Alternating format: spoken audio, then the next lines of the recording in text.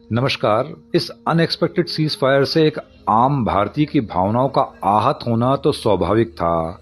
अफसोस मुझे सिर्फ इस बात का है कि वो लोग जिनके पास अपार ज्ञान है, जो गुरु हैं, वो भी भावनाओं में बह के कुछ ऐसे स्टेटमेंट दे रहे हैं जो सही नहीं है।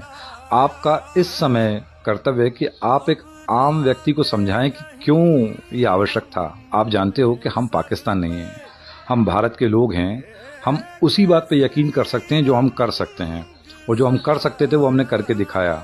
हमारा उद्देश्य कभी भी ये नहीं था कि हम पाकिस्तान को ख़त्म कर दें, क्योंकि उसको ख़त्म करोगे तो आपको क्या लगता है कि वहाँ से क्या हो जाएगा। पाकिस्तान वो देश है कि अगर ये सोमालिया हो जाएगा ना, तो भी ये आपके ऊपर पलटवार करता रहेगा। इस युद्ध से हमें मिला क्या? एक तो हमने हमेशा के लिए पाकिस्तान के मुंह पे ताला लगा दिया कि वो न्यूक्लियर की बात कभी नहीं करेगा।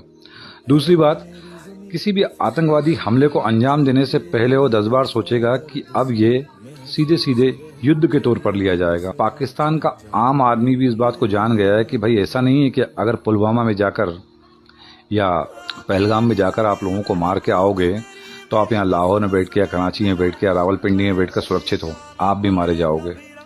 तो अब जिन कॉलोनियों में के डेवलपमेंट हुआ करते थे या जिन शहरों में के डेवलपमेंट हुआ करते थे, वहाँ का आम आदमी भी इनका विरोध करेगा, क्योंकि अब उसको भी अपने सर पे खतरा महसूस होने लगा है कि वो न्यूक्लियर फैसिलिटी, अगर उस पर एक आध हमला भारत का और हो जाता तो आप जानते हो क्या होता। वो रेडिएशन सिर्फ पाकिस्तान तक नहीं रुकता, वो बढ़ता तो किसी और देश को तबाह करता, और हो सकता है कि भारत पे भी उसका असर होता। तीसरी और ख़ास बात यह है इसमें कि अमेरिका, देखिए आप मानो या ना मानो, अमेरिका इस दुनिया का सबसे ताकतवर मुल्क है। वो सिर्फ युद्ध की बात नहीं है या उससे डरने की बात नहीं है, आपके ना जाने कितने फ़ायदे और नुकसान उसके साथ जुड़े हैं, क्योंकि आप एक तरक्कीशील मुल्क हो।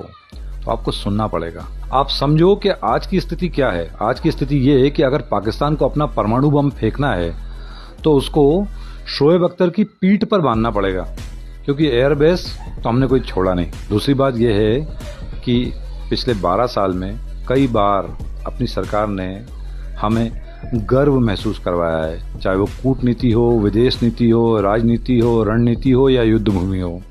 तो उस सरकार पर थोड़ा सा विश्वास रखिए, क्योंकि अब हम वो नहीं हैं जो पहले कभी हुआ करते थे। अब अगर कुछ होगा तो हम फिर मारेंगे और इससे बुरा मारेंगे, और ये युद्ध कभी खत्म नहीं होगा, युद्ध हमेशा चलता रहेगा। लक्ष्मीपति बालाजी, वो मुझे मारता था यार आखिर में। लक्ष्मीपति, हाँ, I remember. He used to hit me like it's anything यार।